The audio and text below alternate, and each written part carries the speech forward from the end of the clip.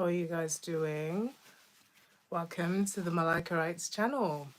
I know we're starting a bit late, just generally had to get everything ready, get everything set up. So yeah, I know that we're starting slightly later than usual, but we're still within the realm of 8 o'clock, so everything should be fine. All right, let's see. Hi, Callum. Yes, you are first. So Callum says, this live stream is about writing relationships according to how you ended your previous one, if I recall correctly. Yes, it is. Hi, Squid Bear. Double A says, I'm on the bus, therefore no dishes. Um, that's good. Yeah, so thank you guys for having patience. Thank you guys for waiting on me. So yeah, let's get started. I have my water this time, so no dehydration. Okay. So let's get started. I wanted to just kick off from where Double A sort of left us off with the last live, and that was on the oh, hi Red Tornado. I'm fine. Thank you so much for joining the live stream. But yeah, like I was saying, I wanted to just kick it off with where Double A left us off with his question about or was it Squid Bear who asked about Shrek and Fiona and whether they would match the Beauty and the Beast sort of legend. And yes, because Shrek really does play on the whole Beauty and the Beast trope. It is literally, yeah, so thanks, Callum. It was Squid Bear who asked about Shrek. But Shrek very much does play on the whole Beauty and the Beast trope. It's written literally from that. And so the whole Fiona's transformation is taken from the whole Beauty and the Beast myth. So yeah, generally it does follow the same pattern as Beauty and the Beast. But I did want to take Shrek to talk about the whole relationship thing because we had it wasn't really a debate, but we had quite oh well, I had quite a lot to say when it comes to relationships, especially within fiction. Now, relationships outside of the realm of fiction are slightly more complicated because there are a number of factors for why two people are together. There are so many factors for why relationships do not work out in the realm of real life. So, a lot of the things that we say in today's live stream, we're probably gonna, you know, be able to take some nuggets into real life, but mostly this stays within the realm of fiction. But yeah, we will definitely talk about real life circumstances as well as fiction. So Scott's thinker, so Callum, says for starters, love at first sight doesn't quite work the way it does in the Les Mis adaptation. Yeah, so when it comes to oh, there's just a bunch of noise in the background there, family members. Can't live with them, can't live without them. Anyway, so like I was saying, the like Callum brought up, the love at first sight trope doesn't work in real life. However, it works pretty well in certain fictional stories. So we're gonna just briefly take some of the tropes that are popular and sort of dissect them. So this whole live stream is about relationships. So buckle in, guys, because it's gonna be a. I'm gonna try and make it not so long because I do really want to clip this one into shorter, more digestible nuggets. But forgive me if it turns into a whole lecture. So Scott's thinker says, what do you mean love at first sight works in certain stories? Okay, so we'll take love at first sight since that is the thing that has come up first, and we'll take that and we'll just trash it out. The trope works in certain stories because of the context in which that story is operating in. So remember on my channel, we've spoken about the Frey realm where basically anything is possible so long as you can kind of loosely tie it together. So love at first sight is one of those things where so long as it makes sense in your story, then it works. But if it but it doesn't make sense outside of that context. So let's take Beren and Luthien from the Silmarillion, for example. It's pretty much playing on that love at first sight trope, especially from the perspective of Beren, because the first time he sees her, he pretty much loves her. So that doesn't exist in real life. But in the context of the story, where everything's mythical and she's a fey woman and she's extremely beautiful, and it's almost operating on the premise that beauty is enough to inspire love. And so the whole context of Beren and Luthien meeting is that whole love at first sight thing. So when we read the poem, so the poem sort of goes, the leaves were long, the grass was green, the hemlock umbels tall and fair, and in a glade a light was seen of stars in shadow shimmering. Tinuviel was dancing there to music of a pipe unseen, and light of stars was in her hair and in her raiment glimmering. Their Baron came from mountains cold, and lost he wandered under leaves, and where the elven river rolled, he walked alone and sorrowing. And it kind of goes on for a bit, and then we kind of get to a point where Beren sees her upon her mantle and her sleeves, um, stars of gold or something of flowers of gold or something like that. And we get to the point where he sees her and he falls in love. And now he chases her through winter, spring, and summer and autumn until she finally sort of gives up running after he calls her to Nuvial, and she also falls in love with the beautiful passage, and there in his arms lay glimmering. It's a very sweet, very romantic passage, but obviously in real life, that doesn't happen and that doesn't work. But in the context of a mythological story, it works. So Scott's Thinker says, easy for Tolkien to write. He based Beren and Luthien on his own romantic relationship with his wife. Yes, I think Tolkien based it very much on the sentiment and the way that he felt about his wife.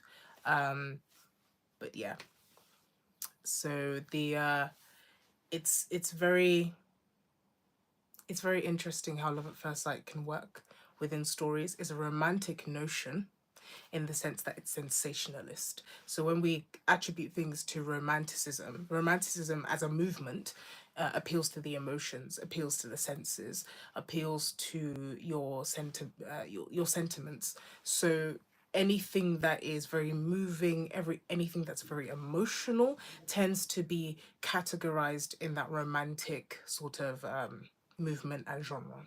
So when it comes to love at first sight, it works well when the whole context of your story is within that romantic kind of genre.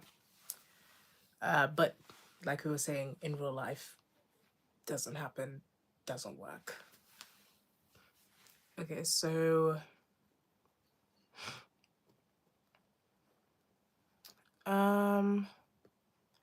Squidbear says they were named Beren and Luthien on their tombstones. Yeah, like I said, I think Tolkien based the sentiment and the emotional sort of atmosphere around Beren Luthien on his own sentiments towards his wife. So yeah, so I think we've covered love at first sight. Or do you guys want to talk briefly about why it doesn't work in real life? Okay. So love at first sight, like we were saying, is something that exists within the Fey realm, because in that collective, and what is the Fey realm? Because when I say Fey realm, it can sound very mystical and very airy fairy. And you guys know me, I like to bring everything down to just your basics. So when I say the Fey realm, I just mean in the imagination, in the collective imagination of human beings. Basically, in anything that we can imagine, love at first sight exists in that realm of imagination. And so long as you can justify it within the context of your story, fair enough. However, in real life, there are multiple people with multiple different contexts and different circumstances that shapes them. And also love being a verb, being a doing word, as well as a noun in some cases. But it's something that you do to love. You give love, you do love. So it requires constant action. It's also an act of the will, meaning that you can't see someone and make the conscious decision to be affectionate towards them at your own expense, just off looking at them, because you don't know what sort of baggage they're coming with. You don't know what sort of traumas they're dealing with. You don't know what sort of circumstances have shaped that person. You don't know them at all you're seeing is purely the physical. And because love is an act of the will, it is very difficult to make a very sensible decision about who to give love to only based off physical attraction, which is why if love at first sight doesn't exist, you have to get to know the person in order for love to blossom. Love is something that grows. Love is something that has to be. It's a decision that has to be made. So you can't make that decision based off seeing somebody for the first time. That's more lust at first sight, in which you just see someone and you like them. Okay, so let's see.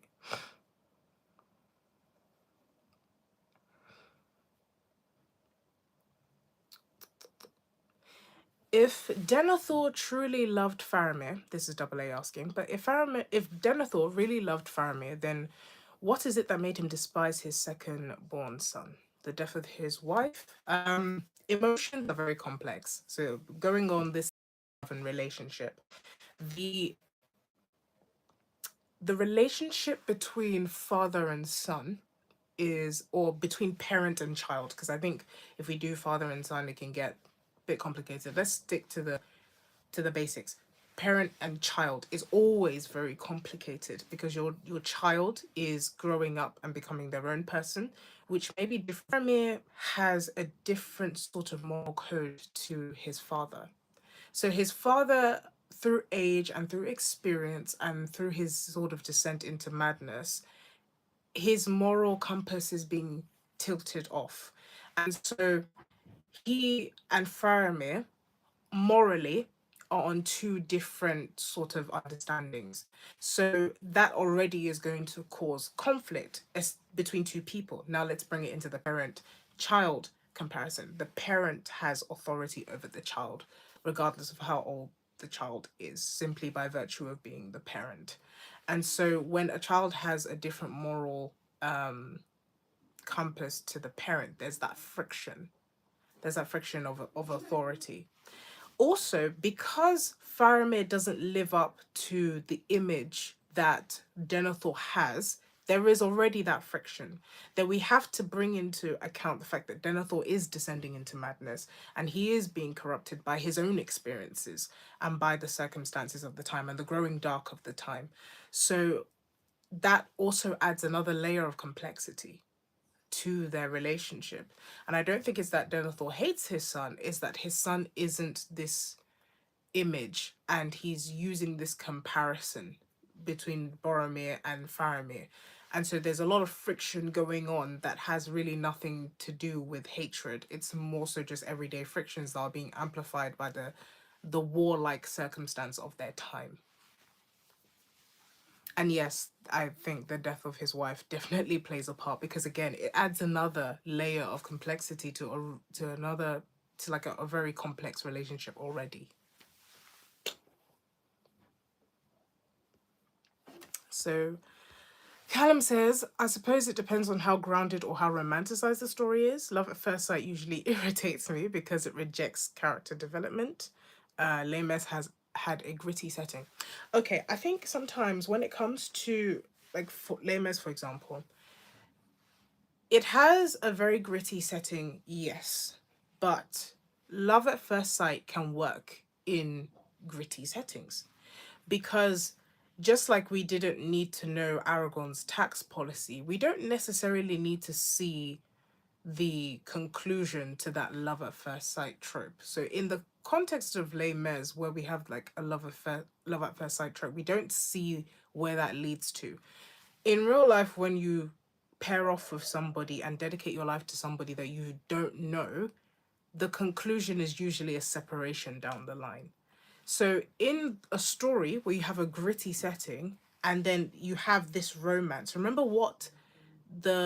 remember what it's trying to achieve. Look at the context of Les Mis. There's a lot of upheaval, there's a lot of distress, there's violence, lack of hope.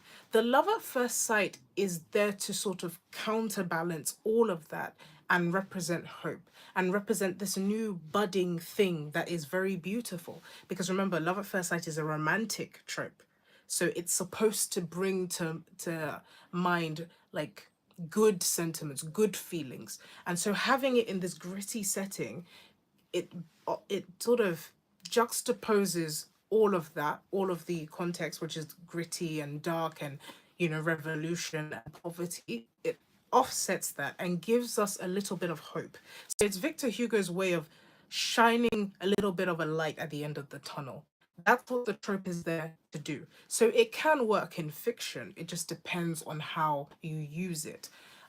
You don't have to like it as a reader. You're entitled to not like whatever you don't like in a novel. But I think understanding why a particular thing has been used, especially when you see, especially in a well-written novel, if you see something that is directly in contrast to the rest of the novel, it's usually trying to make a point by standing out. So that love at first sight, that very romanticized, that very romantic, almost mythical thing being juxtaposed with the harsh reality of revolutionary France, that's the light at the end of the tunnel. It's the budding romance. It's the thing that we're supposed to be rooting for amongst the gore. So that's why it's in there. On to the next question. Yeah, but for some people, like Callum said, love at first sight there can feel jarring. Hi, Islamic. Um, Benoit says, "Oh wow, thank you." Um, do, do, do, do, do, do, do, do. So, One Eyed Crow, the topic is relationships. The topic of this entire live stream is relationships. We're just going to be talking about relationships within different stories. We've covered so far love at first sight. That's what we were talking about. So, I started off by saying that love at first sight is a very romanticized trope. It exists in the Fey realm, which is the collective imagination. It works within certain stories, like in Victor Hugo's Les Mis. It works to sort of offset the gritty context of the entire novel and give us that light at the end of the tunnel focus. In the Lord of the Rings, or rather the Silmarillion, with Beren and Luthien, love at first sight is used to talk about Beren and Luthien's relationship because it's very mythical. Doriath is this very removed kingdom from the rest of Middle Earth. It's very hidden away from the rest of the elven kingdoms. And so when Beren enters Doriath, he sort of comes into this very mythical, very very magical in a sense place, removed from the rest of the troubles of Middle Earth, and meets this woman who is said to be the most beautiful of all of the children of Eru. And so love at first sight works there because Doriath is so removed that it's almost like an enchanted land. And it mirrors, in a way, Eleuthingel meeting Melian. So Eleuthingel and Melian are Luthien's parents. It mirrors their meeting where Eleuthingel is separated from the rest of the Teleri, and he meets Melian and they form their own kingdom together, very removed from everything else. So that love at first sight is a motif there. And you had the same thing with with Eleuthingel and Melian. They had love at first sight too. That also mirrors Beren and Luthien's love at first sight.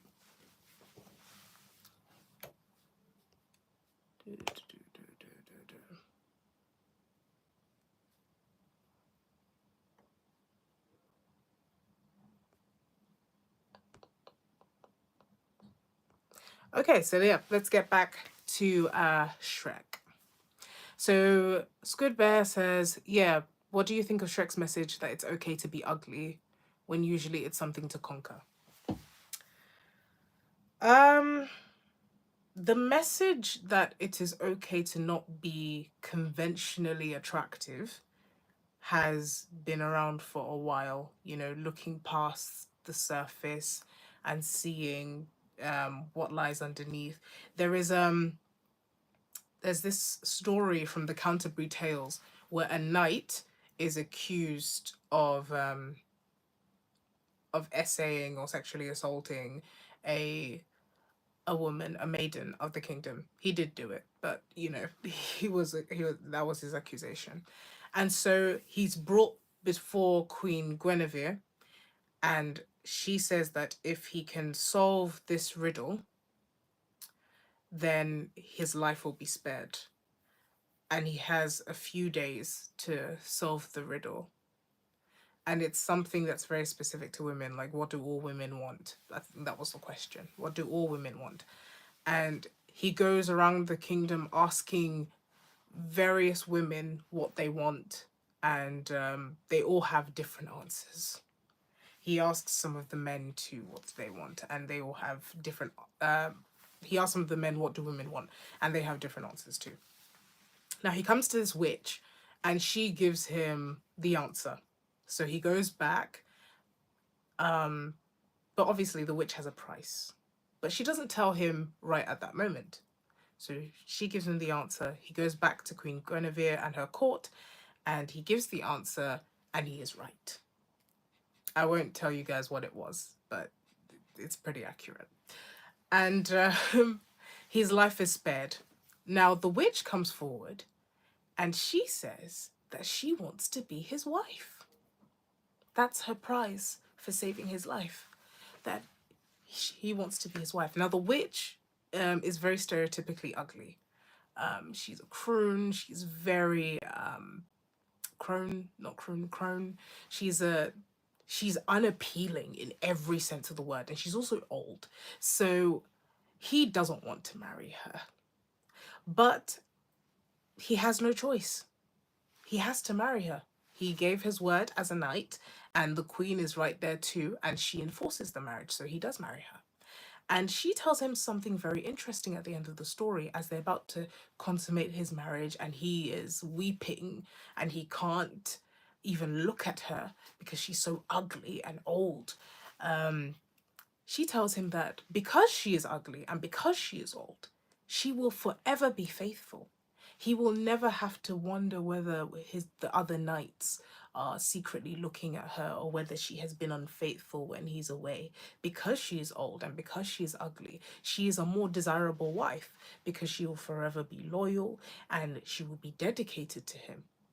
And he comes round to sort of see uh, her point and is able at the end to consummate the marriage. So, and the Canterbury Tales was written during the Middle Ages. So that message of being, it's okay in a sense to be unattractive has been around for a very long time. But to answer your question, how Shrek addresses it, it that's not the primary message per se of Shrek. Um it's more so that it's okay to be yourself. Because if we look at Fiona and we look at Shrek, yes, they are not conventionally attractive, but they're not hideous. Um we're made to believe that they're hideous because of people's reactions to them, but us viewing the screen, they're not like nightmare fuel by virtue of Shrek being a children's movie. So there's only so ugly that they can be. And you know, they still had to have some kind of appeal in order to get the majority of the audience to root for them. So it's more so that the message is it's okay to be yourself. You don't have to hide behind a facade. You don't have to hide behind this particular image in order to be loved, in order to be accepted. Now, that being said,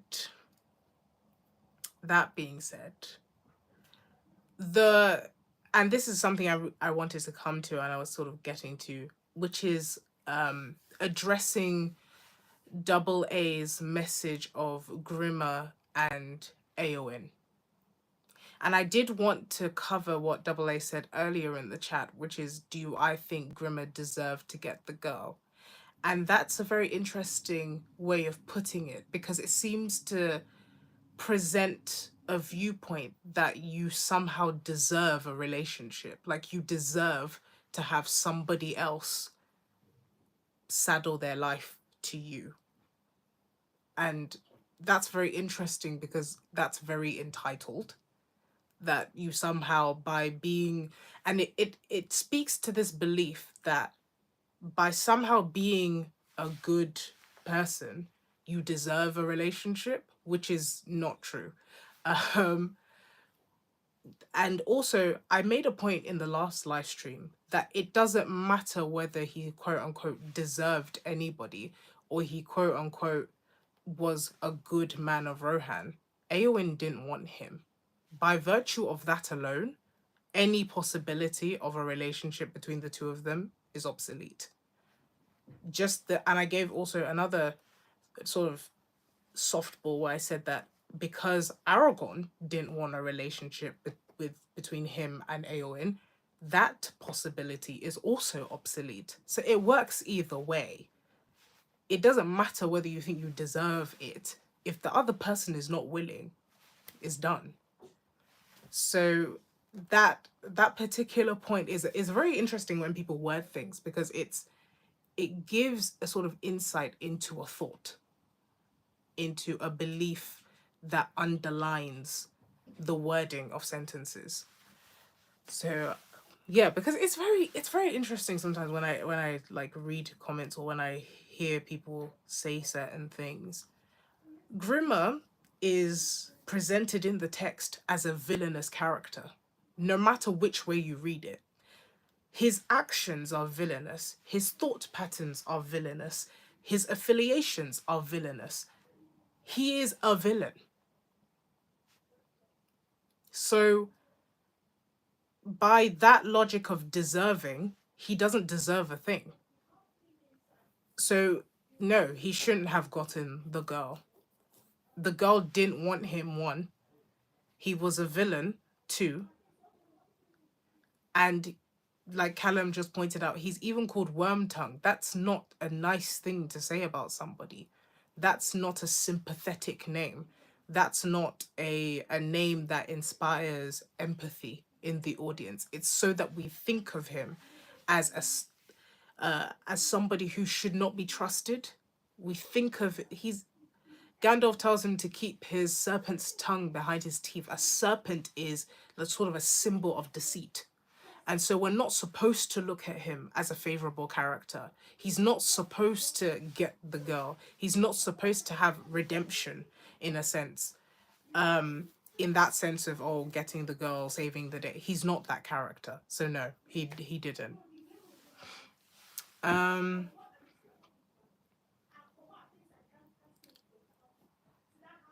So let's see. Personal Squid Bears. Modern culture seems to distort the inner beauty message by uglifying themselves on purpose. The message was meant for those who are not at fault for their looks. It does touch on looks, like Shrek, for example. It touches on looks. Because looks are the first thing we see. There's sort of the access point. And there is an assumption that if you look a certain way, you are a certain way. And to some extent, it is true, because Shrek is not a nice person when we first meet him. Which brings us to this thing of, I also wanted to cover it from the last live stream, where we're talking about behavior and how the community aids you in becoming a better person. So again, it was Double A who sort of brought up this point with who helps who, or how does someone help someone become a better person? Is it someone's duty to help you become a better person? In what way do people help you become a better person? So I wanted to break down the whole Shrek thing. Okay, so at the beginning of the story, at the beginning of Shrek, we meet him and he is a sort of rebellious. Hi, Arian. He is a rebellious character. Shrek is a rebellious character. Shrek is a character who is not necessarily all that likable. He's kept likable enough for us to sort of be on his side. But if we look at his actions objectively, yes, he's being judged, but he plays into that.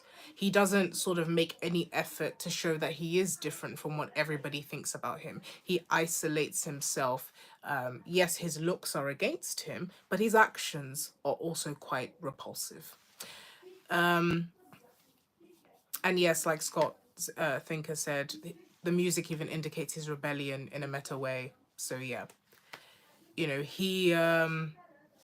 that whole thing of being different to everyone else, but he plays into that difference. He's not rebelling against the difference. He's not wanting to assimilate into society. He wants to be an outcast. That is where we meet Shrek at the beginning of the story. Now, that's similar in a sense to the Beast, where he is an outcast from society when we meet him. And he is not part of the society. He looks different, so he's discriminated against. He also doesn't really make any real effort to assimilate into society. But what makes the Beast and Shrek different is that the Beast isn't trying to actively play into that stereotype. When people interact with the Beast, he is kind. Like, he helps Belle's father. Yes, he keeps himself out of sight, but he helps Belle's father. He's cordial. He offers up his home. Shrek is standoffish. Shrek, and that's to put it politely, Shrek does not like people. He does not want people. He is not helpful. He is not a contributing member of society. He is, in every sense of the word, an outcast. And he plays into that. That's the difference between Shrek and the Beast. Shrek has an attitude problem, and the Beast doesn't. The only time we see the Beast react is when he is directly wronged and his kindness is taken advantage of. Shrek never even gives anybody a chance to be kind. The only time he does that is when it directly is beneficial to him. He wants to get the fairy tale creatures out of his swamp and he doesn't care what happens to them. He knows Lord Farquaad is just a horrible person, but he doesn't care. He probably knows what they will do to the fairy tale creatures because he routinely deals with people who want to kill him, but he doesn't care. That's not his business. Whereas the Beast is a very different character where he does care what happens to people. And so when we meet Shrek at this point, he has a repulsive character. Now, the first bit of interaction is that the world creeps into his personal space. So the fairy tale creatures come into his swamp.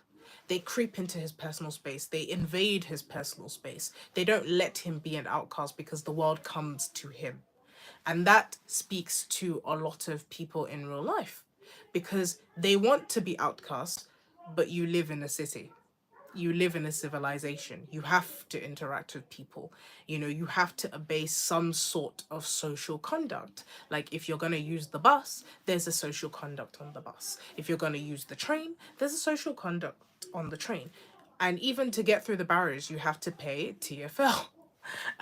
Or that's the Transport for London for the people who aren't from the UK. So you have to pay TFL. If the train is packed, you generally have to stand. There is a way to behave on the underground, and if you try to skip the barrier, you will be fined, possibly get a criminal record. So there are consequences to not following the social cues. So in that way, Shrek also butts heads with the authority, and his first sort of real interaction, or the first person who sort of helps him become accustomed to how society behaves, is Donkey. Donkey is Shrek's first friend. He's the first person to really break down some of the barriers that Shrek has. And then we meet Fiona. Fiona is sort of the second person to break down some of those barriers. But I think this is the crux of the thing, and this is where we have the whole thing with relationships, where because Shrek does not change, even though Fiona comes into his life, and even though she likes him, because there are likable things about him, but because of his attitude, he loses the good thing in his life. And that's the difference. And that's what makes Shrek realistic. And this is where we come to this whole thing of who is whose job is it to help you change? And the question is you. Because even Donkey eventually leaves Shrek as well. The thing is, no matter how good of a person you are, if you don't know how to interact with people outside of yourself, you're going to lose them, because it is no one's job to fix you, in a sense. Shrek had to come to a decision himself that he wanted to change. He had to make a change within himself. And when he goes back to his swamp and it's all cleared out, he feels the absence of community, because in all that traveling, he gained community, but because of his lack of change, because of his lack of healing, because of his lack of a good attitude, he couldn't keep those good things around. And so they left him. And so he had to change in order to bring those things back. And that's a whole preaching for real life, because a lot of good things can come into your life. A lot of good people can come into your life. But if you have a bad attitude, they're going to leave, because it's no one's job to fix you. And he almost lost Fiona to another man, because that's kind of how it goes. If you can't be a good person if you can't make the change, if you can't heal, they're not going to stick around, because it's not their job to heal you. It's your job to heal yourself. And it's only when Shrek makes a change that Fiona is able to come back into his life. And it's only then that it's really actually a safe place for her to truly be herself. So Fiona's interaction with Shrek is also part of her own transformation as well. So everyone's interacting, everyone's got their own individual kind of stories, but we're really following Shrek. And Shrek has to change. He has to become a better person in order to bring back the community. And it's not just about the romantic interest in Fiona. He has to become a better person. He has to make a change in order for Donkey to come back, in order for Fiona to come back, in order for his swamp to become a sort of lively place and become changed as well. So yeah, that's the whole Shrek story. Scott's Thinker says, now that we've talked about Shrek, how about Puss in Boots in his own tale? The rest of that sentence, it does not make sense. Who did not satire the fairy tale, but points they were not created by Disney? Maybe clarify a little bit. Donkey is also an outcast, so he has the foundation to relate to Shrek as a legit friend, not bound by societal standards. So when it comes to societal standards, there are basics there. In order to interact with another person, you need to have some level of like politeness, because yes, Donkey is an outcast, which is not necessarily that it gives him a standing to relate to Shrek. It gives him the desperation to be like, I don't really have anyone, so I'll take anyone. And that's the basis of their relationship, really. It's not that Shrek is such a great person and, Donkey found a kindred spirit, because they're really opposites, the two of them. It's more so that Donkey had no one and Shrek was the only one.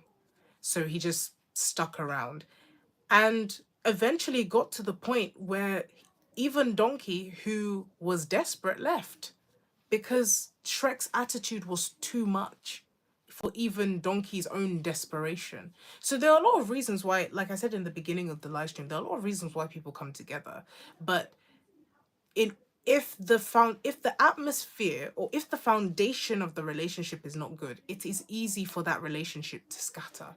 And this is not just romantic relationships, this is anything: business partnerships, friendships, working relationships. If the foundation is not healthy, it will break.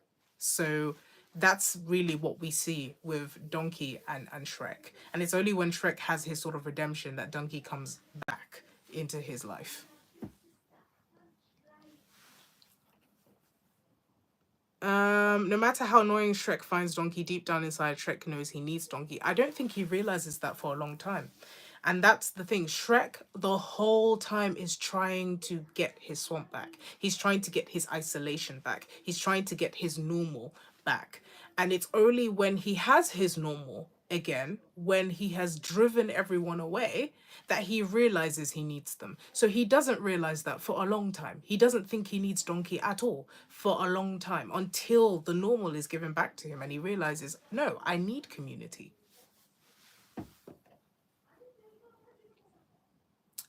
What about Puss in Boots with Kitty Softpaws? Now, that's the same kind of similar story where Puss in Boots didn't change. He didn't become a man who was willing to accommodate, or a cat who was willing to accommodate community. And so he lost the people in his life. And that's usually the storyline that we see with these characters, is that you have to be willing to move. You have to make room for community. You can't expect everything to be about you. And it's that selfishness that drives people away. He wasn't thinking. If you look at the Last Wish, for example, he left at the altar, which is a very embarrassing thing to do. It's also a very cowardly thing to do. And so when you're that kind of person, it's no wonder that you drive people away and that people don't want to be around you. And you're not entitled to have people around you, so they will leave you. And you will be lonely because no one is destined for you. Like, there is no one who must be with you. You will drive people away and they will leave. That's just how it is. The only reason why people stick around is because you are willing to create an environment in which it is conducive for them to stick around. If you fail to create that environment, or if you continuously, because people tend to give chances, if you continuously create a toxic environment, people will leave you. And Puss in Boots had to learn that. It's one of the lessons. Obviously, the bigger one was his relationship with death and his clinging to the past.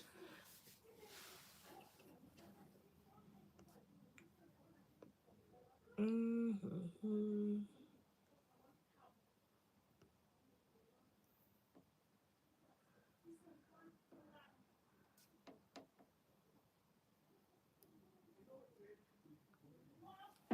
So yeah, that sentence, "a legend so big, there's no room for anyone else." It's really it's I want to say characteristic, but I don't think that's the word. But yeah, it really captures what Puss in Boots' whole transformation is about. So yeah, moving on, we've spoken about love at first sight and how that can sometimes work in certain contexts within fiction. I just want to make that clear. Like, for the people who maybe weren't here at the very start of the live stream, and you're sort of thinking that, oh, Malaika has given you the A-OK for love at first sight. No, I have not. No, I have not. Love at first sight is a thing that exists within fiction and can make sense within fiction. But outside of fiction, no.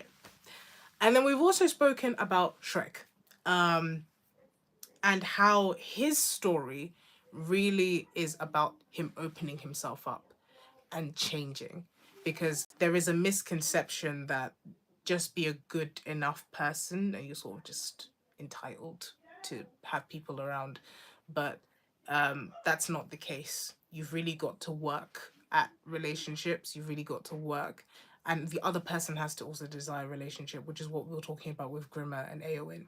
That it doesn't matter how good you think you are, if the other person is not on it, they're not on it, and you don't deserve them. You don't earn them. You don't.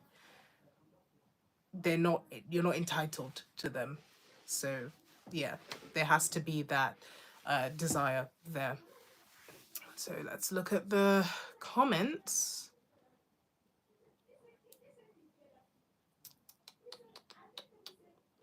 So what kind of other relationships could we cover? Opening up is a common theme for character growth in relationships. Yeah. So let me drink water. Okay, like I said, we've covered love at first sight.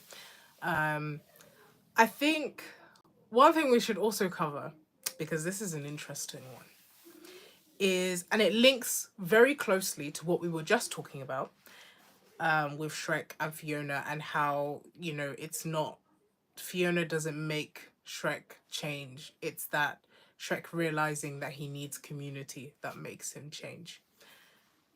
It's the whole trope of the bad boy and the good girl. So let's talk about that, because I think the the logic behind it um can sometimes work within fiction. And let me caveat this heavily. It works only in a very specific context. Now, where this works is not necessarily about having a good story. When we have the bad boy and good girl trope, it's more of a trope that we say works when we're talking about money. So, and let me explain what I mean. When you're a writer, you need to have an audience that you're thinking about when you write. So if you're coming to a publisher or an agent, they're probably going to ask you what target audience you had in mind. And so when we talk about the good girl, bad boy trope, a particular type of audience enjoys those stories. And so it works when you have that type of audience and you know that you're selling your story to that audience. It's not that the trope makes for a good story, is that it appeals to your audience and therefore it's successful only in a financial sense. It's successful because it will appease your audience and you will make money. But it doesn't make for a good story.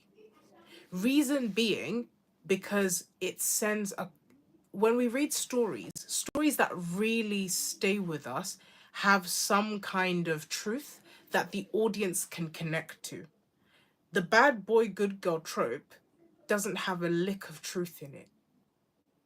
It doesn't have, in real life, it doesn't work. And so, within the context of an escapism story, it can make for a very entertaining story, but it doesn't make for a good, timeless story. So if you are the type who wants to write fast fiction and you want to write something that's just entertaining and very high drama, then go for it. It works in that sense. But if you want to write a timeless story, like, say, for example, Game of Thrones, Lord of the Rings, Catcher in the Rye, uh, stories like that, The Handmaid's Tale, all those kind of stories, this trope doesn't work because it doesn't have truth to it.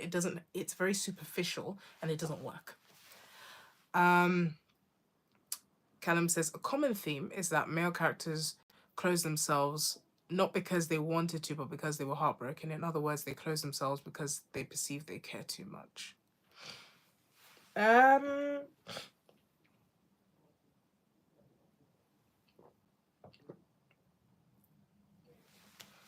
I would say that that's a theme that is common amongst characters regardless of gender. It's, and the problem when we're looking at stories, for example, where that particular theme becomes a good story, is that the it becomes a good story when the character has to learn that hurt is inevitable. When the character has to learn to move on from hurt and to heal from hurt, and then it becomes a very heartfelt story. It becomes something that we can almost find inspiration from.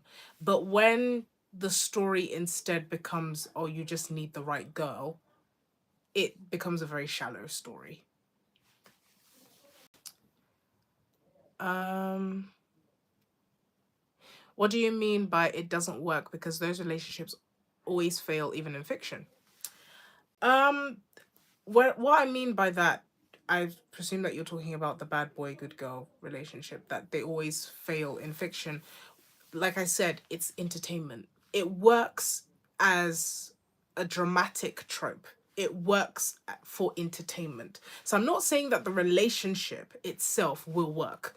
I'm saying that the trope works in sense of drama. If you want drama, if you want angst, if you want teenage angst in particular, it's a good trope to use because it's entertaining to read if you are the type to like gossip and drama. So if your audience likes gossip, drama, toxic relationships, and tropes that are just atrocious, then it's going to work in the sense that you will rope in your audience using a trope that is dramatic and toxic. So it works in that sense, not that the relationship itself with works. I hope I've made that clear.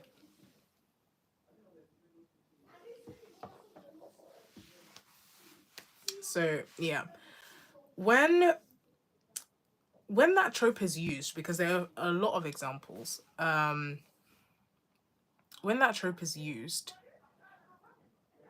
oftentimes you see it in a particular type of fiction. So it tends to be in romantic fiction. So for example, the latest example I can think of that uses that trope is the After series. Um, and it uses that trope a lot. And their relationship is on and off, like Harden and Tessa's relationship.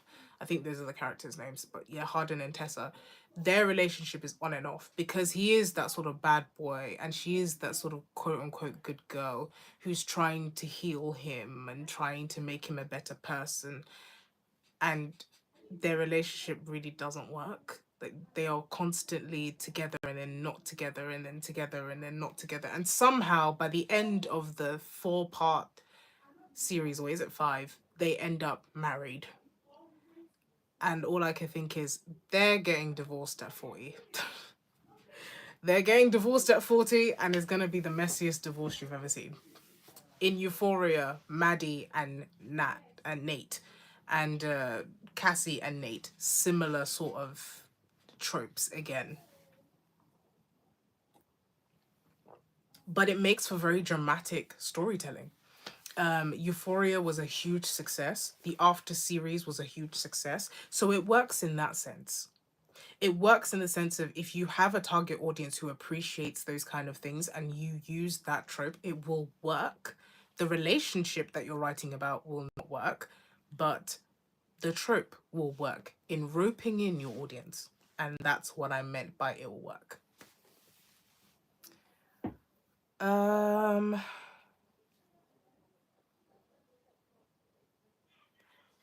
So Wild Mountain Time, which is an example of a man who let heartbreak close his heart for decades while his neighbor girl pined over him all those years. Weird but fascinating film. I've never watched that film, but I'm very intrigued because I feel like every time, and this is a personal thing. This is a personal thing. Anytime I see anyone pining over someone for years, the only thing I can think is stand up. Get off your knees, get a life, and stand up. So I and pining is such an interesting thing. Like it's such an interesting thing to read about. Because I'm sure we've all liked somebody and had a short period of pining where you perhaps didn't know, or the other person didn't know that you had these feelings. And so it's a very interesting thing to read about because one of the themes that has always really interested me is the trope of the long suffering wife.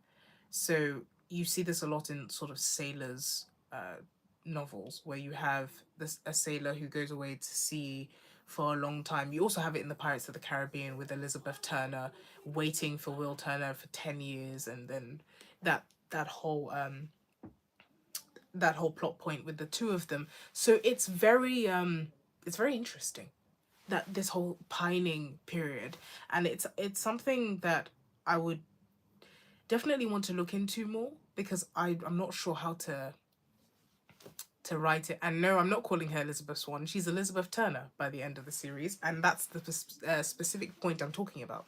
If I was talking about her at the beginning of the series, I'd call her Elizabeth Swann, but I'm talking about her as a pining wife. So she's Elizabeth Turner.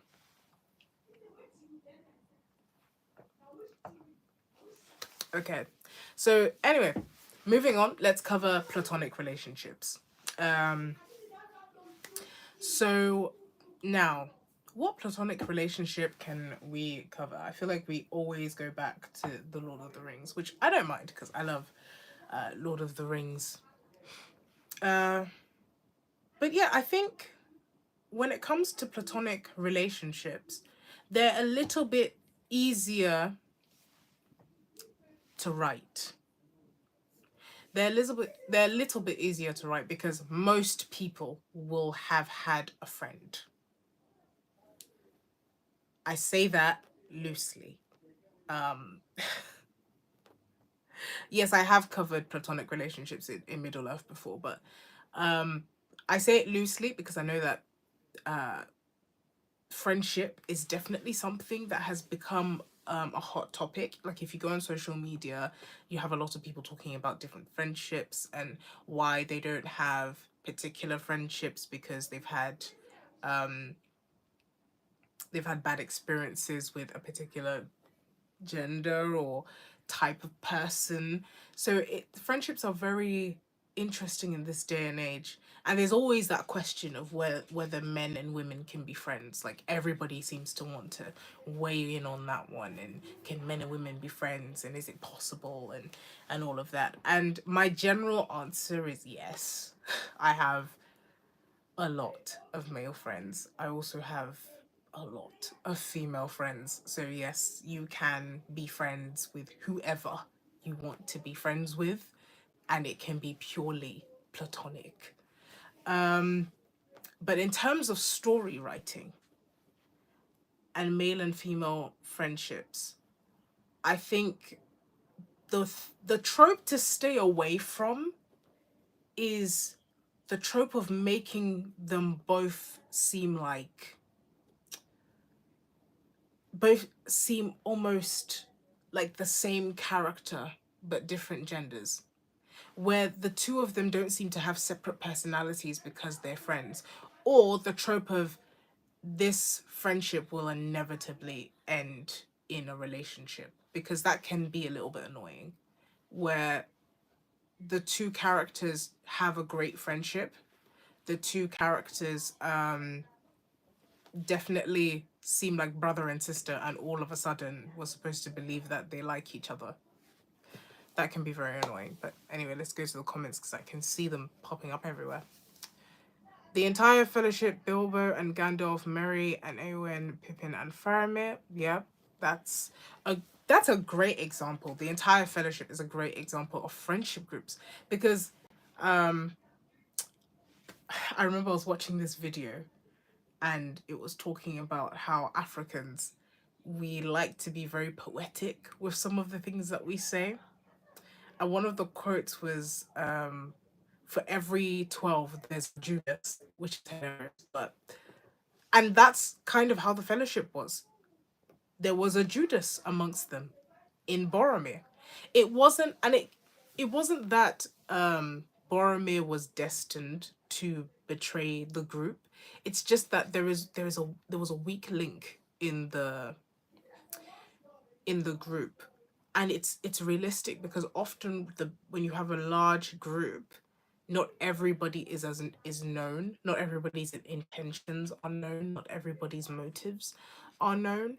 And so Boromir and his interaction with the fellowship is a very interesting dynamic to play on, because they were all friends. Boromir had a lot of affection for the hobbits, and he had real affection for Aragorn, not in the beginning, but definitely as they traveled along, they learned to respect each other. So yeah, it was very, it made his betrayal more emotional because of the depth of their friendship. And I think that's something that with when you're writing a platonic friendship, it's very important. The deeper the friendship, the more the more it should hurt when the betrayal comes. But if your betrayal can only be as emotional as the depth of the friendship, or the sacrifices that your characters have to make can only be as deep as the friendship was deep. So oh yes, Guts and Griffith. Oh, they are very interesting characters because their friendship was born out of respect. Griffith has this whole speech. For those of you who maybe don't know Berserk, but Griffith is the leader of a band called the Band of the Hawk, and he recruits Guts, this lone sort of mercenary, into his band of mercenaries, the Band of the Hawk. And they become very close because Guts is a very competent mercenary and he goes on to become a very competent soldier. Their relationship is born out of respect. Griffith respects Guts' skills. He also trusts him as a person. He depends on him. He gives him tasks that he wouldn't necessarily give anyone else. Guts is able to rise through the ranks fairly quickly because of his competency as a soldier. And Griffith respects that.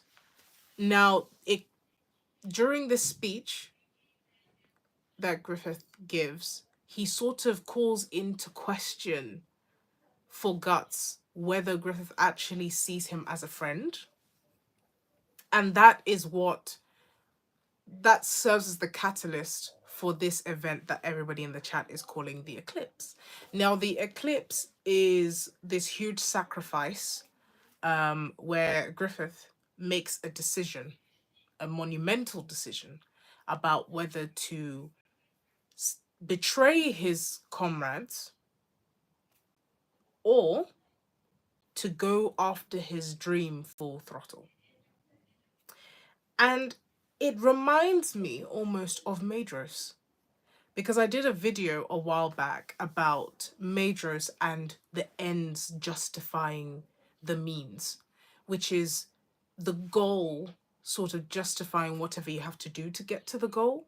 And Griffith suffers from a very similar thing where he's willing to sort of give up everything to get to his goal. And for a moment, his friendship with Guts allows him to value the people around him more than his dream, which is very interesting because it sort of poses the question of what's more important to a person, your ambitions or your community. And Griffith chooses his community, so his goal. And to some extent, Guts also chooses his goal. And his decision mirrors Griffith's decision. So Guts is the first to leave the Band of the Hawk. And that makes Griffith spiral into making a horrible decision, which puts his goal in jeopardy.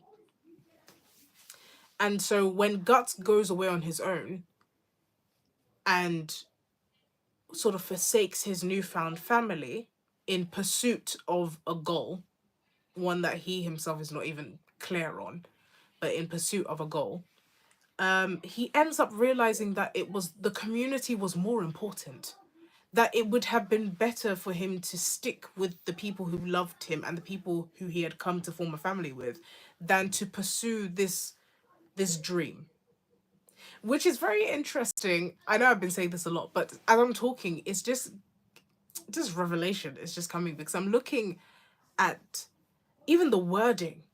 You know, Griffith says, as he sacrifices his entire band of the Hawk, he says, "You were the only one who made me forget my dream."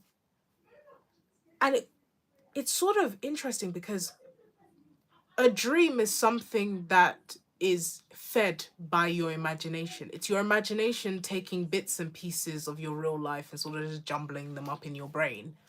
And when we categorize something as a dream, it's elusive because dreams are elusive. You know, we mostly see them when we're asleep and we don't remember half of them. So they're always elusive.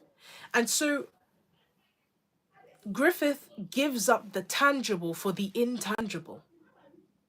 And Falconia is also this intangible thing. The city that Griffith brings forth is an it's not tangible.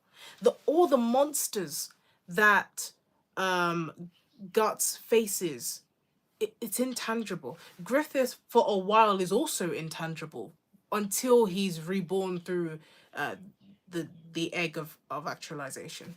But you know, it's very interesting how the whole manga deals with dreams, whether that be your dream when you're asleep or the dream that you're chasing.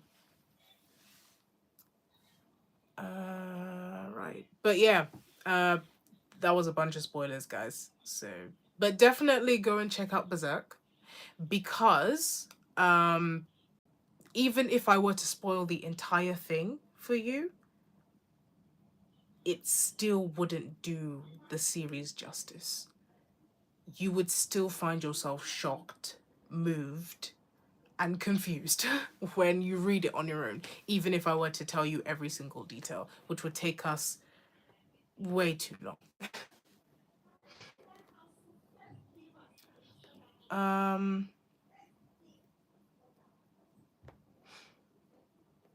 so it would be interesting on how Gandalf and other mortal long aging characters relate to other characters.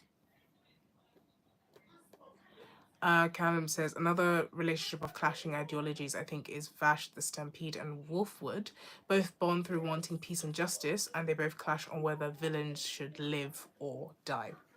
I think the best thing to say to that is the quote where Gandalf says, "Many that live deserve death, and many that die deserve life."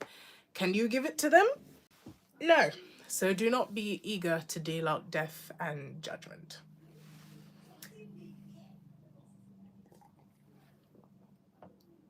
Okay, so we've covered Platonic. And yeah, I can't remember who said Griffith and Guts. I think that was Squid Bear. That was a good shout.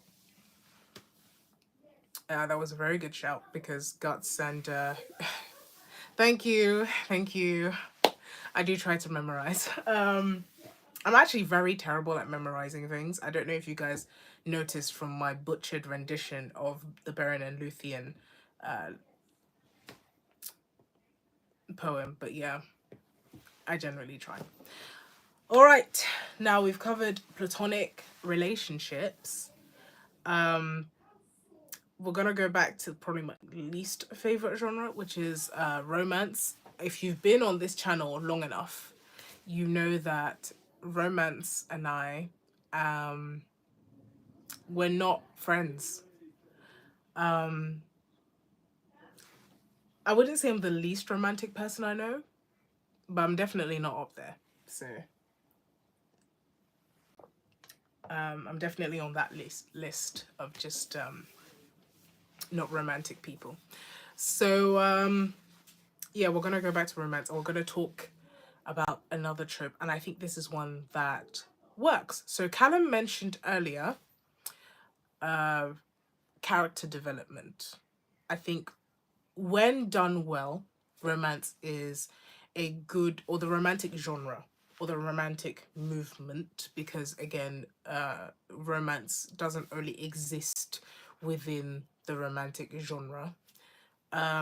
Whenever you're tackling romance as a subject or as a framework for a character or a moment or a scene, it can be a very good way to show character development. So when we're looking at Shrek, for example, just going to use him for a second, his relationship with Fiona aids his change.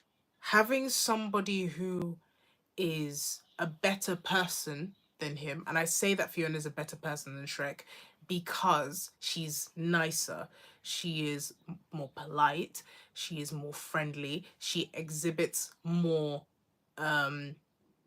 virtues than vices.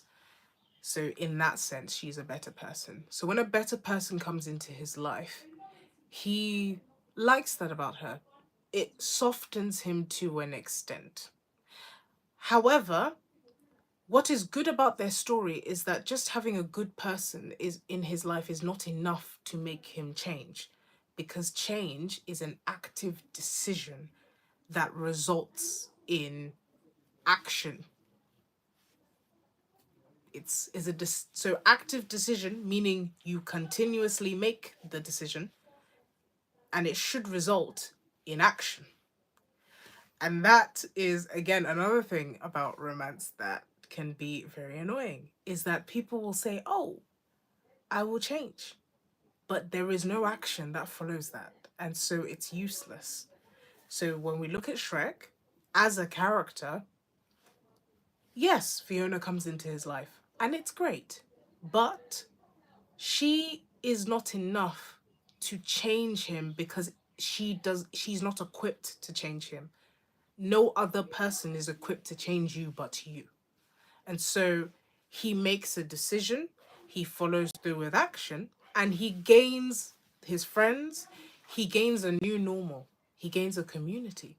And which brings us to Shrek 2, where he has to change even more, because new responsibilities, when you enter community, and this is the thing with community, when you enter community, there are more responsibilities.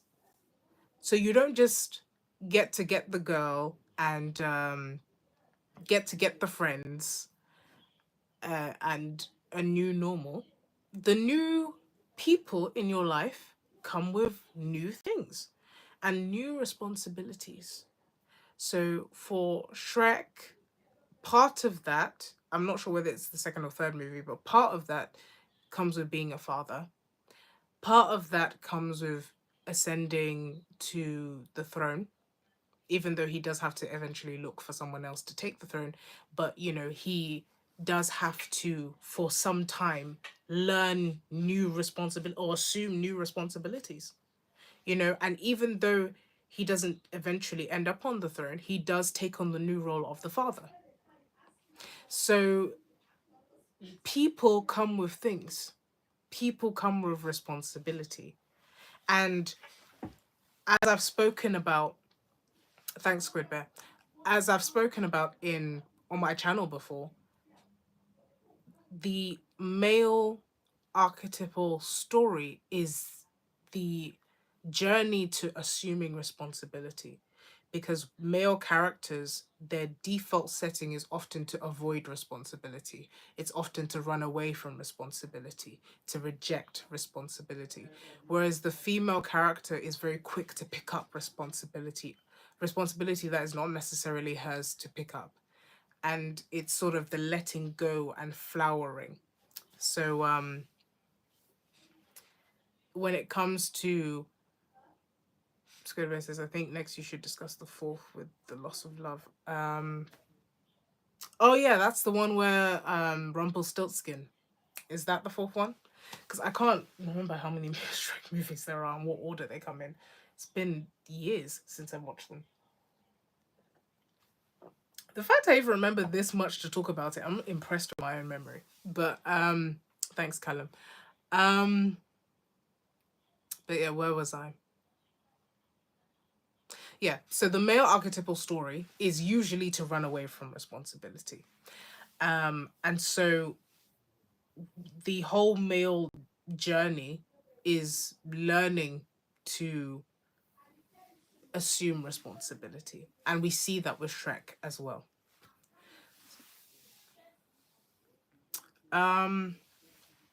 Right, so I remember that Double A spoke about Scooby Doo and the fact that we were speaking about Shrek, but we hadn't touched on Scooby Doo. So for his sake, you know, I'm gonna just generally comment on Scooby Doo. And in the last live, I spoke about Scooby Doo and the fact that it will not get picked for a school board. Reason being, there are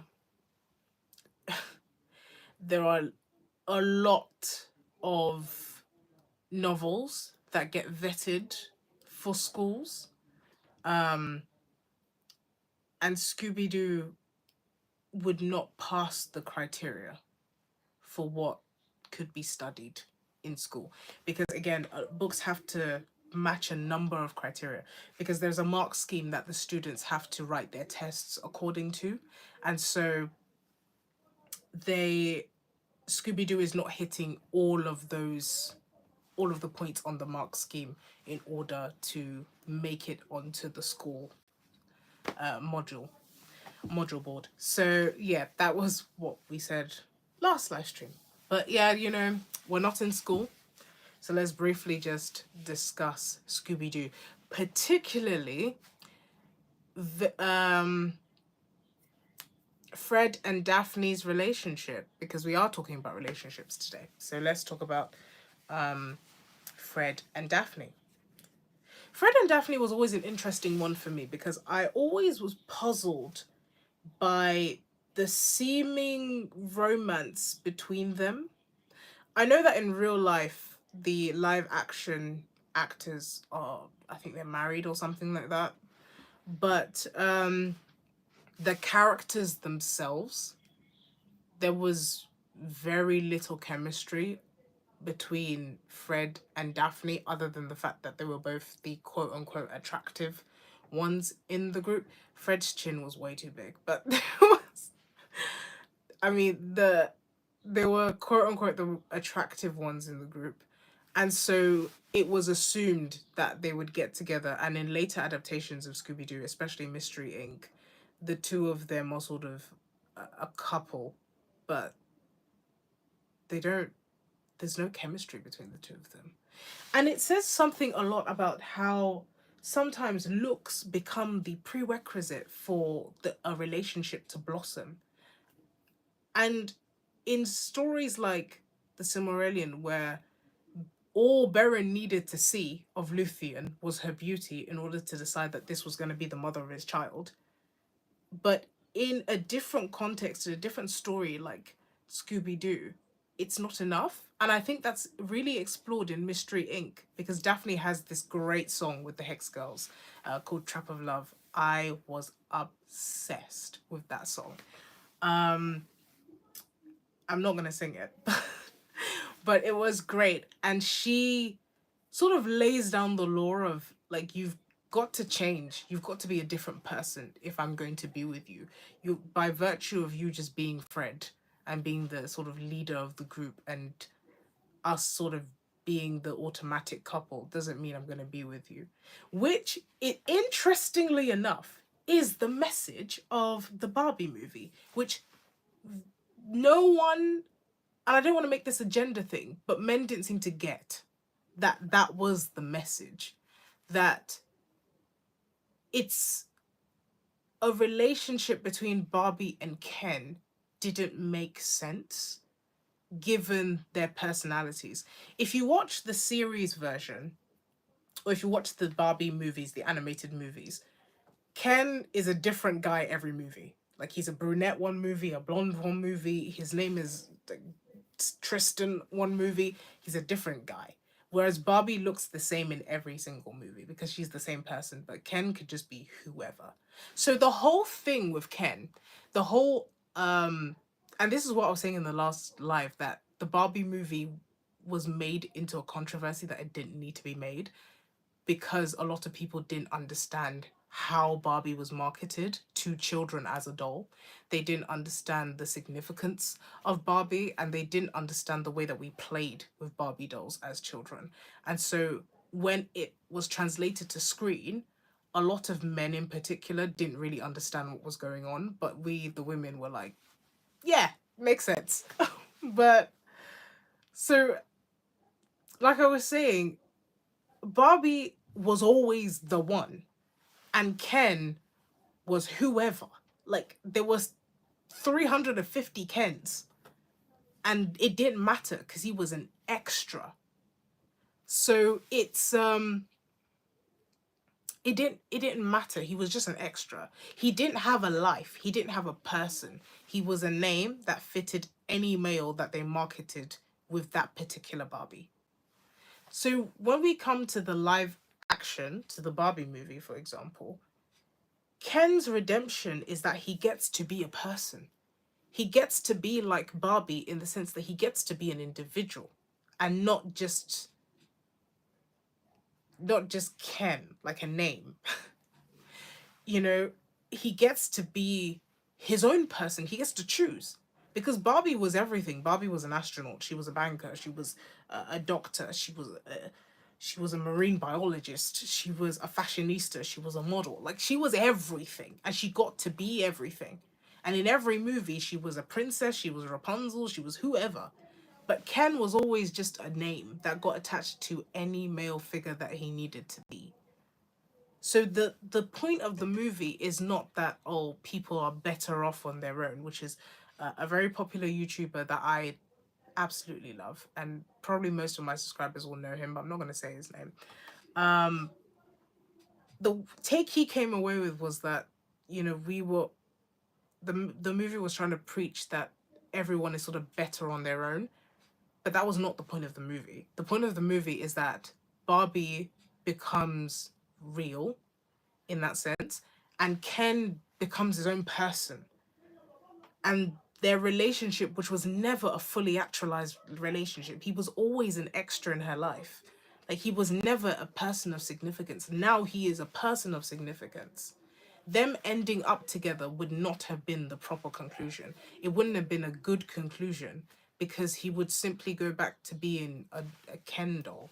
But now he's Ken, you know? He's a person, and he gets to decide who he is as Ken, an individual is. So it was a very did I like the movie? Oh, I loved the movie.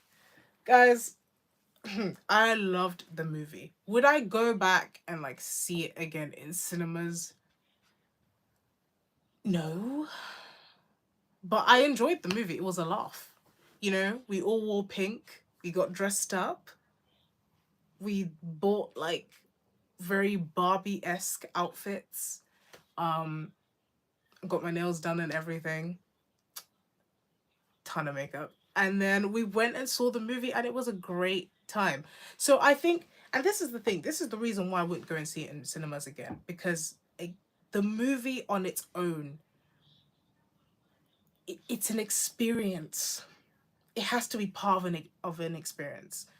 Um, and it was fun.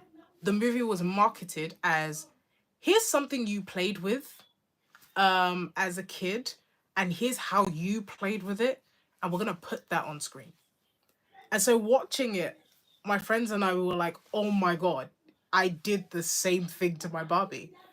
And like, remember swapping the shoes, remember this outfit from this particular release, and oh my gosh, like, the Kens are people, and all that stuff added to the whole experience. That's what made it the movie it was. It wasn't that the movie was like the best made movie ever or whatever. It was the experience. And so it was monumental when it came out, and that's why it was trending everywhere. And that's why the marketing was the way it was. And that's why Margot Robbie wore certain outfits, because it was about bringing that particular bit of childhood alive and talking about something that was very near and dear to girls' hearts. And so really, it was, yeah, you could watch it if you were a guy, but it was a movie for the girls. It was like Jennifer's Body. If you've watched Jennifer's Body and didn't get it, it's the same thing. um Callum says, I suppose it would depend on your expectations. Like I said, yeah, if you, I hate to be that person, but if you got it, you got it, and if you didn't, you didn't.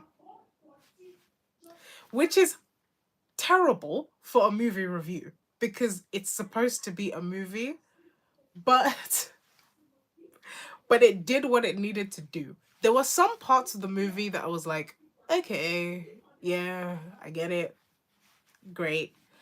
You know, the monologue about women, it was something. I mean, I expected there to be a serious commentary. Was it out of place? No. Was it like a more somber kind of thing? Yes. And did I understand it? Yes. Was it so terrible that I was like, oh my god, I'm snapped out? No.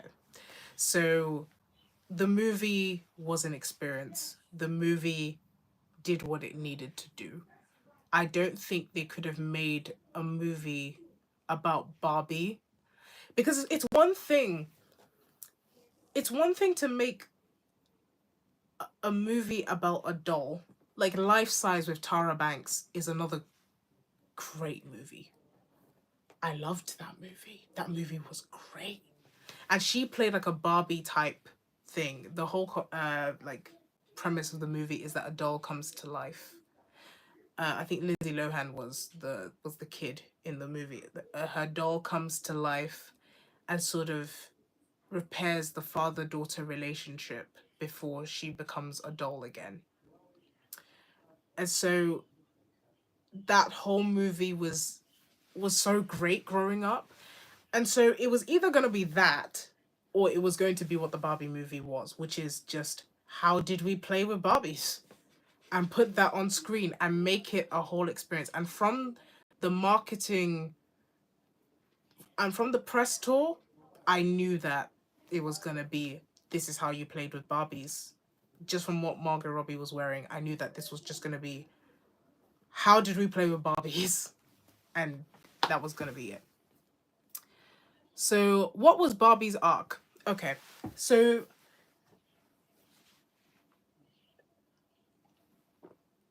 Barbie's arc was also Lego movies for girls. Kinda. So to answer your question, One-Eyed Crow, Barbie's arc was becoming or transcending being Barbie.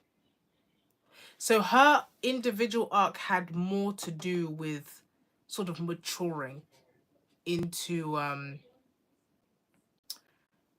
person. So she became more.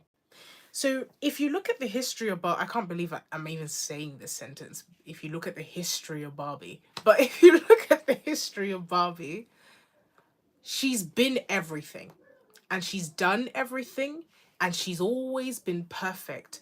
And Barbie is very much linked to the consumer. Remember, Barbie is not a character, Barbie is a product that has been made into a character. So it's very much a commercial thing that has to move with the times because it is being marketed.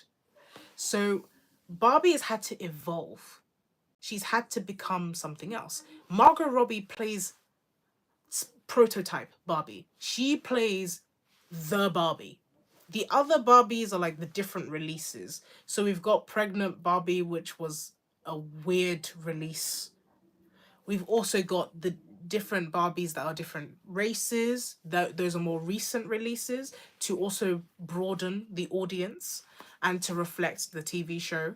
We've got vintage sort of Barbies, but Margot Robbie plays the prototype Barbie, as in the Barbie that is the flagship Barbie. But she has to lead the change into evolving with her audience because that's the whole point of the story. The point of the story is that Barbie always moves with the times. The modern times are now women becoming women feeling that there is more to life than career, which is a very interesting thing to say, especially with a movie that is so targeted at women. The social messaging for women has always been career, and that is what Barbie thrived off. Remember, I told you she was everything. There was a Barbie for every single profession. There was an astronaut Barbie, there was a doctor Barbie, there was a model Barbie, there was a baker Barbie, there was everything Barbie. The vast majority of messaging is that Barbie could be anything. And if Barbie could be anything, then you, as the child playing with Barbie, could be anything. And so stereotype Barbie or prototype Barbie or the Barbie now just wants to experience being.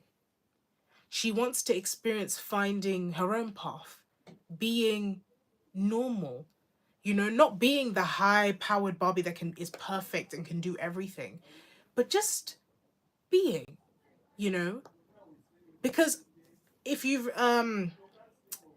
in the 1960s, The Feminine Mystique came out, and it's basically the book that is credited with starting second wave feminism.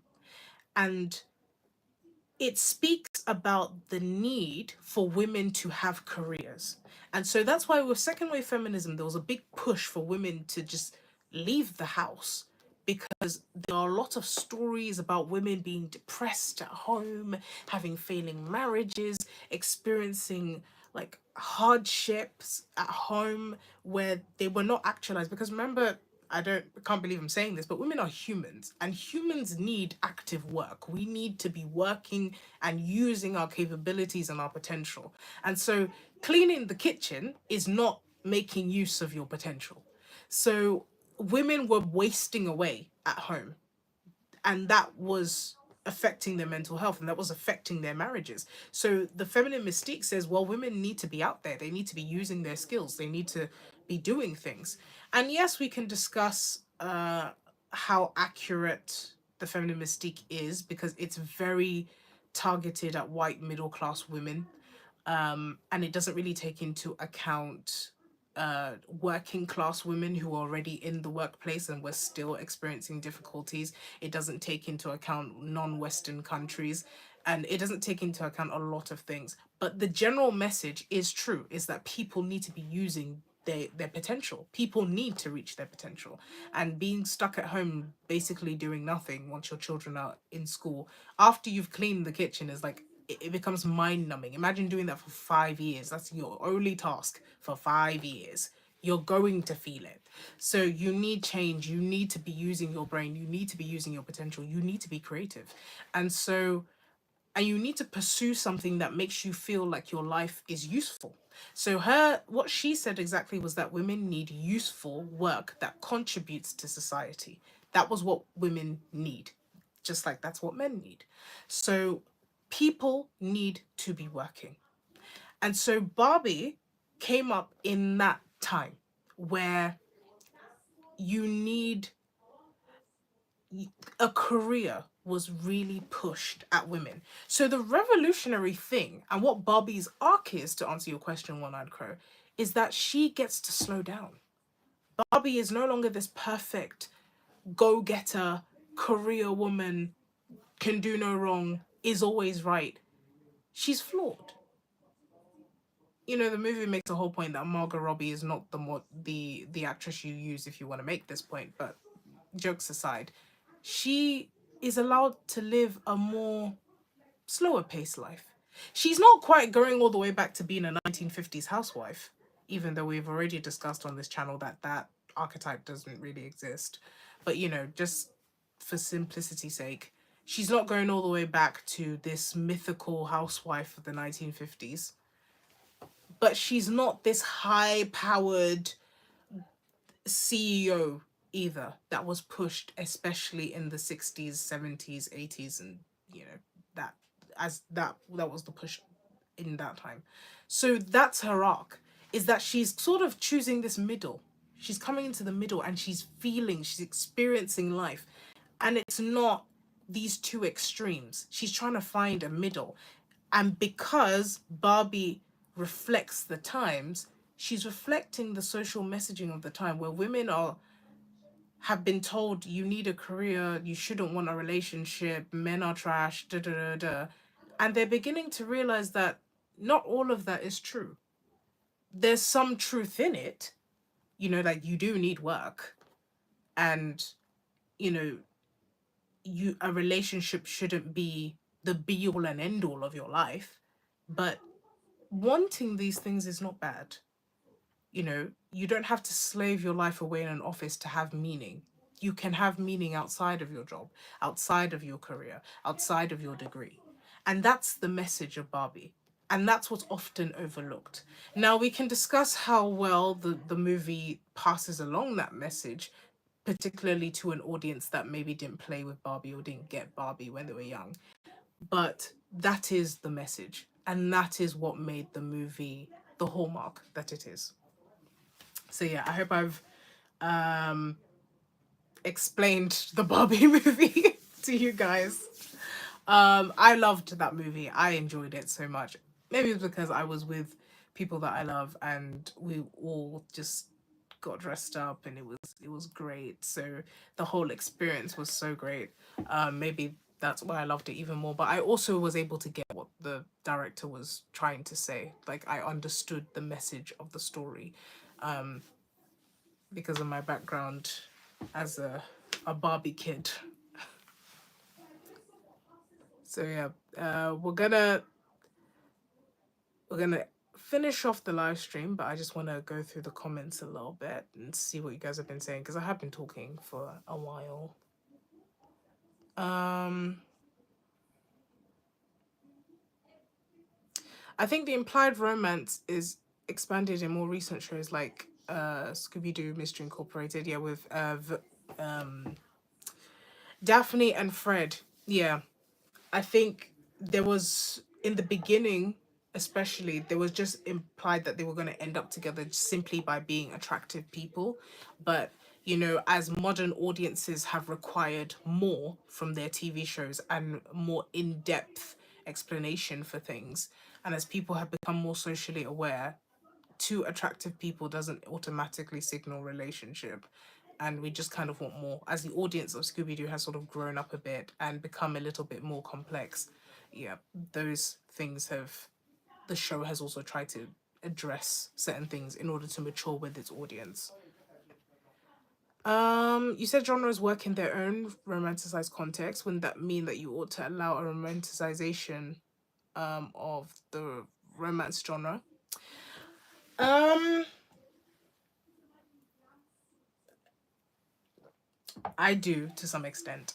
Um, and that's why I don't begrudge anyone who likes romance. It's personally not for me. Like when I was explaining Les Mis, I was saying that you don't have to like it. Like you don't have to like the juxtaposition, so long as you understand why it's there. I understand why certain tropes work. Like I've said before, I hate the bad boy, good girl trope. I can't stand it because to me it's dumb. However, I understand that it works in the sense that it's successful because a particular audience likes it.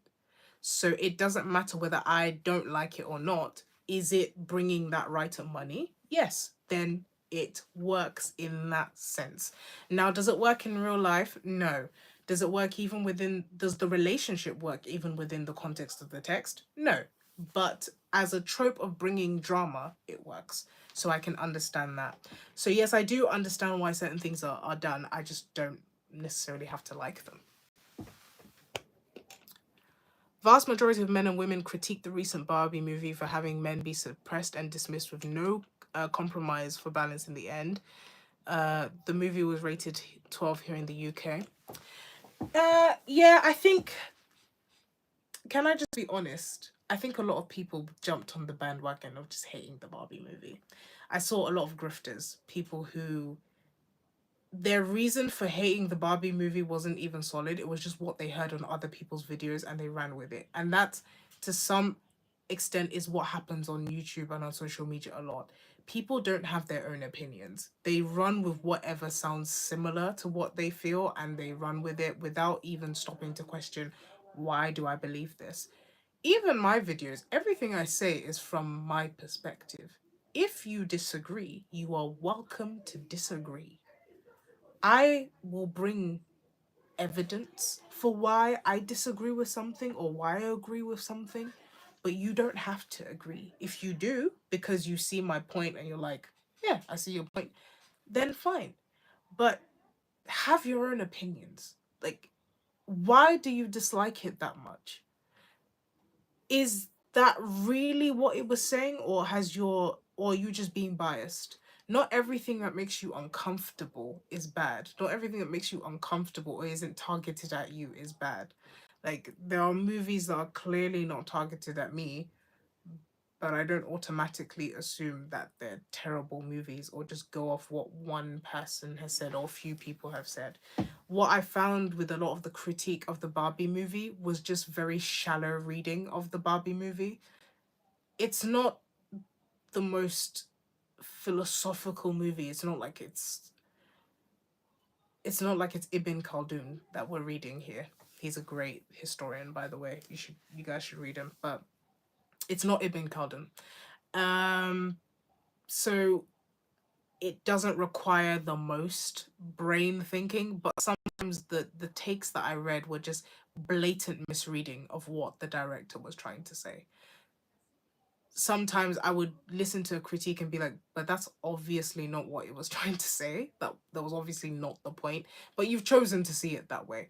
And so to each their own. A lot of people critiqued it, but with everything, I would advise you to come to your own conclusion. Like, when you watched it yourself, did you think that was the message? Because if you came away from the Barbie movie thinking that that the messaging is that men should be oppressed, I would really question how you see the world and what specifically made you come to the conclusion that the movie is preaching that men should be oppressed. Because that would be like you getting an English comprehension question and taking one sentence out of 2 pages and being like, yeah, that's it. That's where I got it. You're missing an entire context. So that was what I found with a lot of the critique for the Barbie movie. Was it like the best movie ever? No. I personally think Oppenheimer is a better movie. But did it deserve as much critique, especially the type of critique? It's one thing to say that the movie felt confusing. It's another thing to say that the movie was toting the oppression of men. Those are two different critiques, and one of them is just sensationalist, um, because it's really unfounded. So yeah, that was that's what I found with a lot of the critique of the movie, is that a lot of people just jumped on the bandwagon of, oh my god, men are not as powerful as women in Barbie Land. I'm like, it's in the name. It's Barbie Land. Also, have you ever seen a Barbie commercial? When was Ken ever relevant? The fact that he was even in the movie and given a voice is like, I don't know, a men's rights march. Because Ken was so irrelevant in the Barbie serialization that for him to be his own person was really revolutionary in the movie.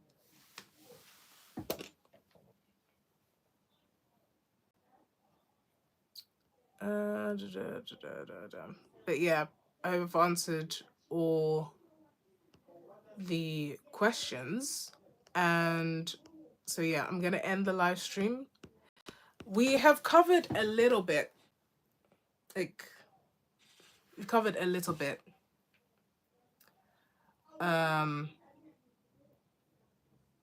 When it comes to the romance genre, but I think we've covered most of the things that I really wanted to cover.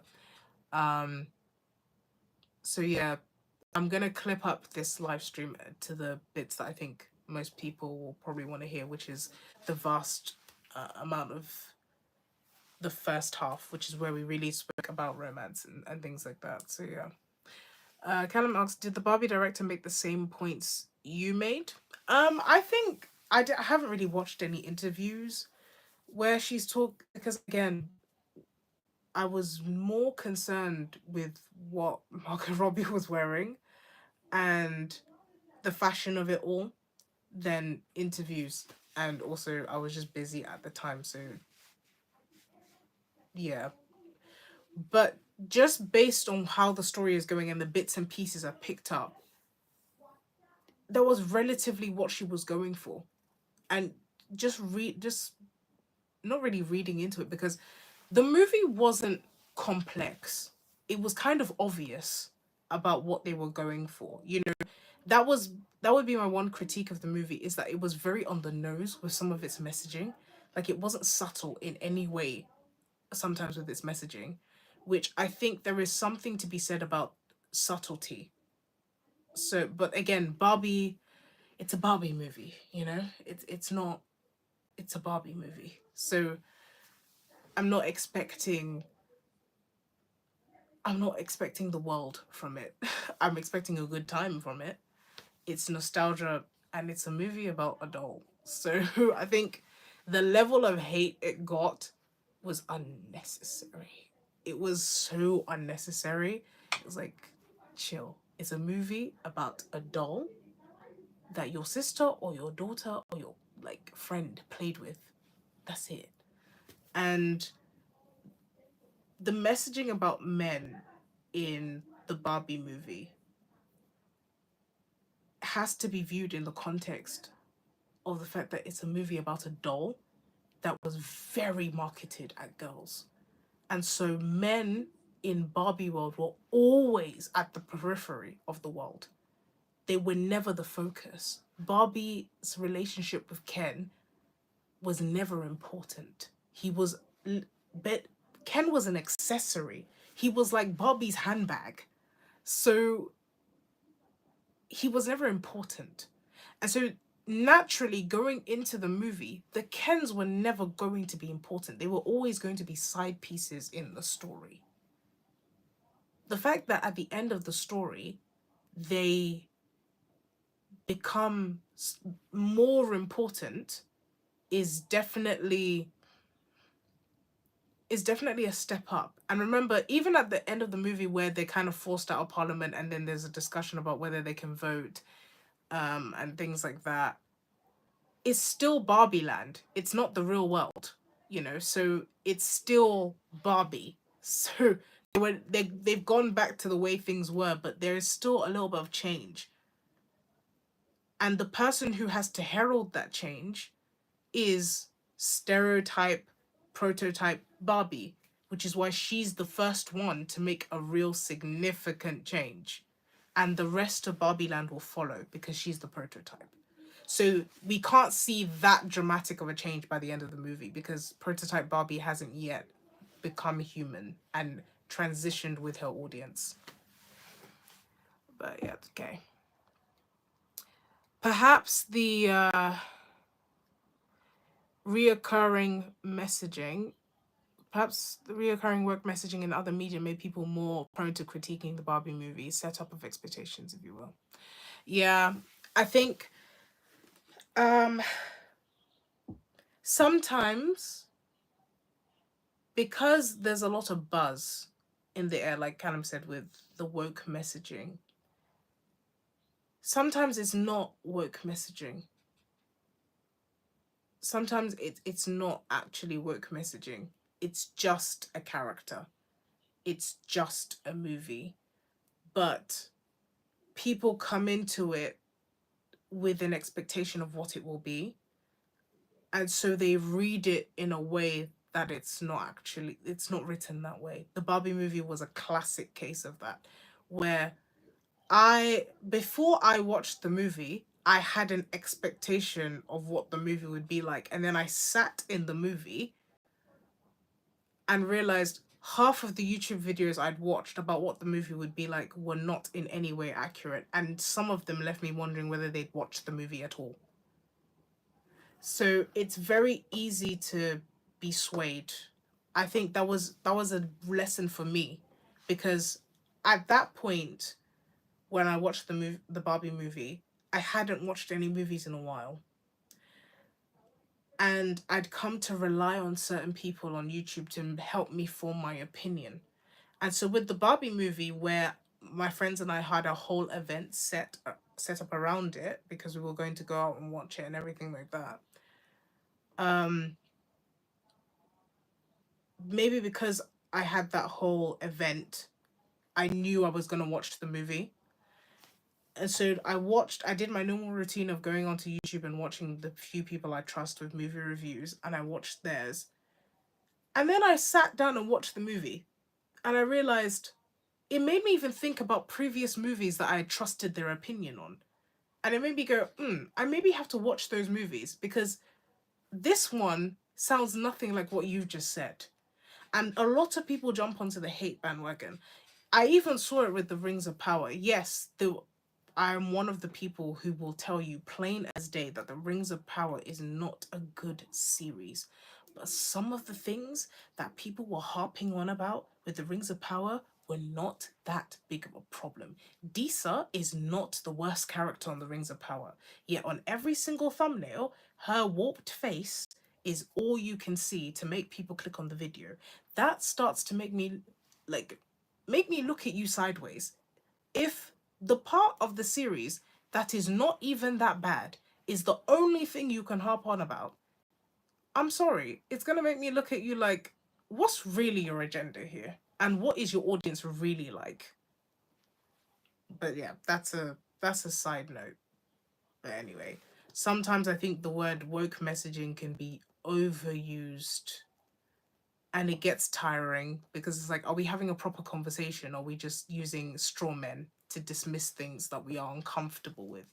I've had to listen to a lot of opinions I am not comfortable with, but you have to force yourself to do it because otherwise you end up in an echo chamber of your own ideas. A lot of the things, and I spoke about this on my channel before, a lot of the things that the left or the woke crowd say are not inherently baseless. You know, a lot of the things or gripes that they have, it's not without basis, but it's like a glass of water with a drop of poison in it. If you drink it, you're still gonna get poisoned. But you can acknowledge that most of it is water. And I think that's where the point I've come to when it comes to the whole woke messaging thing. Not this inclination to dismiss everything that is said by the woke crowd is not a good inclination, because some of the things they say have some validity. It's just that you've got to kind of weed between the nonsense and the mess to find out what they're really talking about and why they have an issue with this thing. You may disagree with the method, you may disagree with the solutions that they come up with to problems, but the fact they're addressing the problem they're addressing is actually, it actually exists. Like it's not fake. It's not out of thin air. Like the issues women face are not fake. Like they exist. But perhaps, you know, bashing all men is not the conclusion we should come to. Like I think that's sensible. I think you can acknowledge that people choosing, and this is another thing that has been all over social media, and I'm really going to end with this one because I'll harp on and on about it. It's the whole question of the bear. You know, I'm pretty sure everyone has seen that by now, this whole topic of who would you rather be in the woods with, a man, a random man, or a random bear? And a surprising, well, not surprising for me, but for a lot of people, mostly men, you know, it's like the surprising thing is, oh, the bear. Like they choose the bear. And it's been very interesting, the responses to that particular.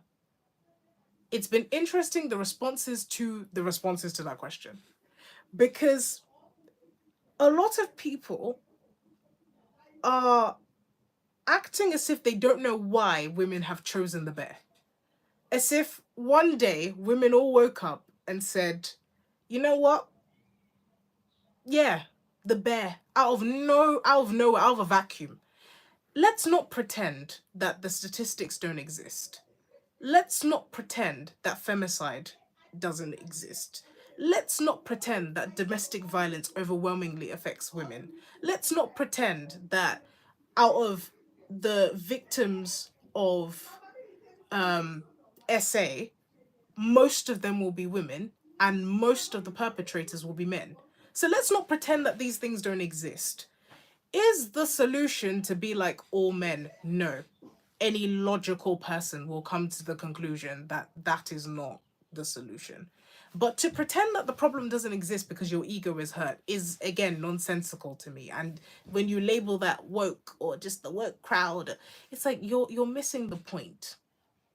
You're missing the point, and you're being silly, because a normal adult would be like, okay, this is the real thing that we're talking about. We can weed through the trash. We're not children. We can weed through the emotion and the sentiment and come to the conclusion that the message of that question is that women don't feel safe with men. That is all that is talking about. It's that women overwhelmingly do not feel safe with men. That's all that is. And so for people to get so upset and be like, you know, the bear will kill you, right? I'm pretty sure everybody knows the bear will kill you. Like, I'm pretty sure everyone knows. But the fact that it's so difficult for people to accept that the point is that women don't feel safe with men is just silly. And it's what makes me not want to engage with the question at all, because it's like no one is ready to have a sensible discussion.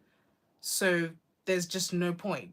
Like there's no point having a weigh-in. And yes, I'm doing that right now. So yeah, but the reason why I haven't really touched on it before, I haven't spoken about it before, even though I have had people in my DMs asking me my opinion on the whole thing, is that there's no one wants to have a sensible conversation. And so what's the point in talking about it at all? Just let the trend die out like every other trend dies out. So yeah. Um